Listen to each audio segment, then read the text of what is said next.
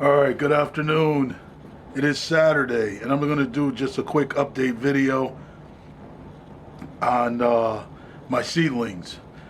These are my seedlings. As you see, they're doing very, very well. This is the mixture of compost, biochar, vermiculite, and worm castings with a little bit of dolomite lime. No fertilizer added to this particular mix. All these have been fed as just regular water, and I have been feeding them a very light mixture of compost tea and fish emulsion with kelp. Like I said, when I started this seedling mix, I did not add any fertilizer. That's all we added. It's doing extremely well. As you can see, there's vigorous growth on them. Certain ones are just starting to come up. These are the pepper. These are the hot ghost peppers. I can start to see some of the ghost peppers just starting to break the surface here. These three here are the regular ghost peppers, chocolate, yellow, and red ghost peppers. This has had no additional heat to them. So the germination is a little bit slow, but that's okay for me. And back here, there's 2 rows of green peppers, which you see there's a lot in here. 3 in there, 2 in there, 1 in there, 2. 2 in there, not 1 coming up in that, 1 in here, 2 in there, and 3 in there. So I'm happy with that ratio. My Hungarians hots are coming up also. They're starting to germinate. There's a couple of seeds in there, 2 seeds in there, 2 seeds in there, 3 coming up in there, and 1 coming up in there. I kind of took a risk and did not put a lot of seeds. I put about 3 seeds in, 2 seeds in some of them. I took a chance because I didn't want a ton of peppers, just enough for what I need to share and make what I like to make is hot sauce. The 2 the 2 tomatoes back here, look how big those tomatoes are getting. One's beefsteak. There's 3 seeds in each. As far as germination on them, there's 3 in that one, 2 in that one, 2 in that one, 2 in this one, 3 in that one, and I guess a seed went over into, so these are the beefsteak, and then back here, it's the Polish Roman sauce tomatoes. 3 seeds in that, 2 came up, 2 came up in that one. We have 2 in that one, 3 in there, and 2 in this. So that's almost 100% germination on those seeds that we're put in there. I got these seeds off of eBay, and I'm happy with the germination on that. So we're very good on that. In this tray, there's onions back here. The onions did not do as well as I thought they would have. These are last year's seeds, and there's 2 in that one, 3, 2 in that one, 3 in that one, 3 coming up in there, 3 in there, and 2 in there, and 3 coming up in there. So to me, that's not a good germination because I took and put in all the seeds I had for that, and there was quite a bit. So tomorrow I'll be at the store to pick up some more yellow onions. My red onions I'm going to do from the little plugs when they come available. So I'm not too worried about that because I got quite a bit here to be able to get enough, but I'm going to do another tray of onions. Also, I have giant Swiss chard here on the front. That's doing extremely well. I have dinosaur kale here. That did extremely well. And then back here is just regular Swiss char. That's doing well. I mean, but you can see the vigorous growth on these. And some things do better when you add the biochar into them when you're doing your seedlings. Some it doesn't do anything for it. It does seem to do something for the tomatoes and the rest of these items that are here. So I'm happy with that. The one thing I am not happy with, is I did early cabbage. I got one seedling come up for that. Um, those seeds were probably about 2 years old, and they didn't, as you see, they didn't germinate. I only had one that did come up. So I don't know if I'm going to get another pack of fresh seeds and replant them as seedlings. I don't know. I want cabbage, but I might wait and go to the garden center and just pick up a tray of 6 cabbage and do it from there. I don't know. I'm very happy with everything else. Peppers take a little longer to germinate, but like I said, this time I did not put any heat under them. And with the trays I'm using, they get the heat because the light being over it and the heat coming up. It warms the water comes up, it waters the plants. So they do get the heat, but I did not put any heat underneath these. The only other tray I have is some flower seeds, and as we know, flower seeds take a little longer to germinate. So some of them are starting to come up. They are seeds that I actually pulled from other plants that we plant every year and do like. So if they come up, I'm happy. If they don't come up, then I'll just buy them like I have been doing every year. But we did do that this year.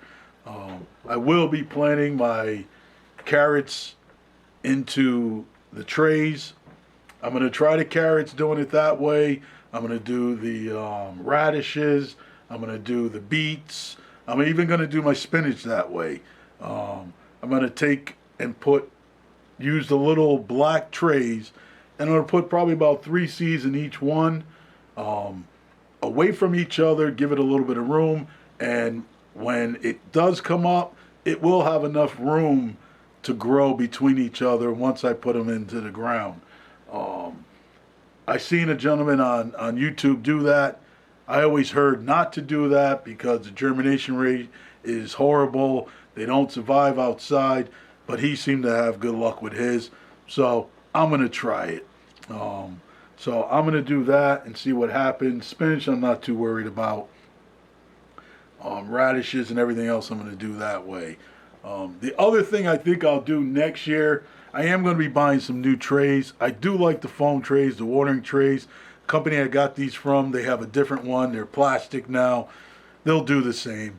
I'm going to get those, but I'm going to get the 12 pack. Because when you start doing your peppers, I want to keep them separate. Because as you can see, the tomatoes got big. All the items over here got big. The Swiss chard, the kale, the onions. And when you do the light, when they're under the light, you start to raise the light on these as they start to get a little bit bigger. The light is going to be further away from your items here, and then that's going to make them get leggy. So next year I'm going to buy some new trays and get the 12 pack ones. And this way I can do the peppers in those, the tomatoes in those, the Swiss char, and the whatever else I decide to do. And I'll decide which ones that take longer to germinate. Then I can use these trays, and I'll have better success. I can put them under different lights. I do have 2 shelves of lighting with 4 light bulbs on it. So that's what it's plenty of light. That's why these are not leggy, because the light was right under it. You want to keep it under it. And as they start to get a little bit taller, I like to lift them up so they're probably about 1 inch away from the light. As you can see, there's no burnt. They're very green. There's no deficiency right now on the plants. They look very, very good. So that's what I'm going to do. The only thing I would suggest to people, just when you're doing your light bulbs, you go to Home Depot or Lowe's or wherever, and you get your light bulbs. Now they have something called Deluxe Daylight. That is 65,000 lumens. If you get the regular daylight, it's 5,000 luminums. And you wouldn't think it would make that much of a difference, but I had two of each in my four outlets. And my tomatoes, I noticed, were more or less going towards the 6,500 ones. So I did change that out, and there's both of them in there now. So that's just one thing that I noticed. There is a big difference in the aluminums on those, the 5,000 and 65. But I'm very happy with what I have here. Pretty soon, probably about another week or another 2 weeks, I'll put these into the little black trays, transplant them into the black trays, the 6-cup trays, and I'll put them on the bottom where I have the same hookup, 4 light bulbs, but I can raise the light higher if I want to. They'll need to be raised higher on the tomatoes and the kale and the Swiss chard. So I'm very happy with that. So as you see, it did extremely well with the biochar, the worm castings, my homemade seedling mix did fine, did extremely well. I'm happy with it. I'll continue using it the same way that I have used it, and give it a try. Make your own. In these times when we're all trying to cut corners, you could cut corners by making your own seed mix. It's easy, stuff that you probably already have around the house. All right. So real quick, I'm just going to mix up my transfer mix for my transplant mix for when I start to do this. I made it up. The only thing I didn't put in it, I didn't put in any of the minerals that I want to put into it. I did not put in any vermiculite into that. I really, when you're going into the transplant mix, you really want to go from using, for me, I like to change from using vermiculite to perlite.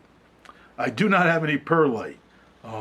So with saying that, there's no sense of me mixing everything else and not mixing everything, so you can see how much I add and what I think is a good amount for me.